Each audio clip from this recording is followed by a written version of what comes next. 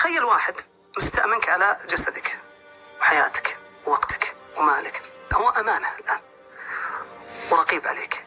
كيف ستتعامل مع هذه الأمانة؟ وتتعامل معها بكل ما يريده صاحب هذه الأمانة الذي استأمنك. إذن واحد، وجود الله سبحانه وتعالى، استشعار وجود الرقيب يجعلني أتعامل معك، يجعلني أسامحك.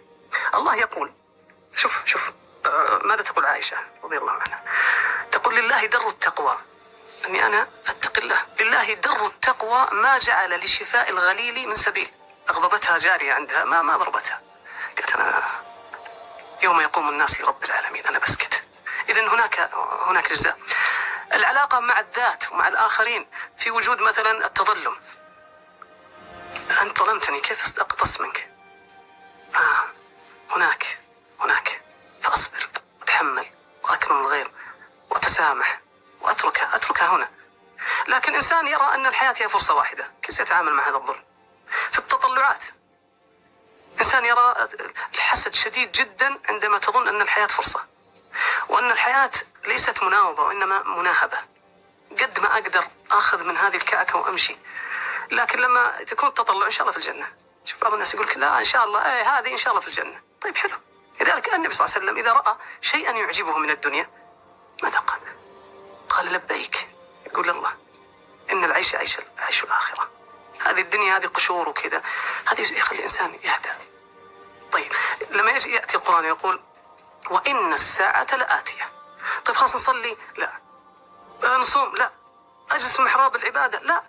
فاصفح الصفح الجميل. سامح لي قدامك. لذلك دائما المثل يقول: العفو عند المقدرة. لا، تجد أن كثير من الناس يرى أن العفو عند المقبرة. لما يتذكر الموت، لما تجي تسكب عبراتك على إنسان راحل كان بينك وبين الشيء، الموت يوقظ هذا الشيء في داخلك. إنك تتذكر الموت، تحس الدنيا ما تسوى، ما تسوى، وأن هذه الحياة أصلا كلها الحياة المعاصرة.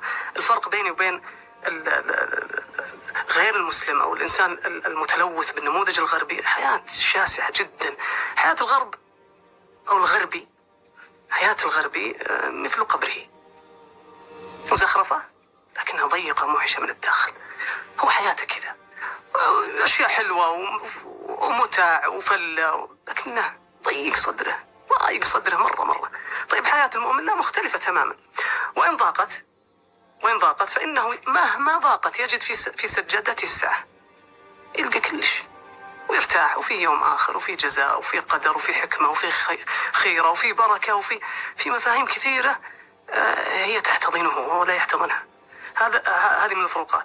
من الفروقات الكبيرة إذا استشعرنا وجود الله سبحانه وتعالى، أن التعامل مع الآخرين يتحول إلى علاقة إرضاء لله سبحانه وتعالى، وأنه لا يصغر ولا يكبر هذا التعامل عندما يقيمه الله سبحانه وتعالى. كيف؟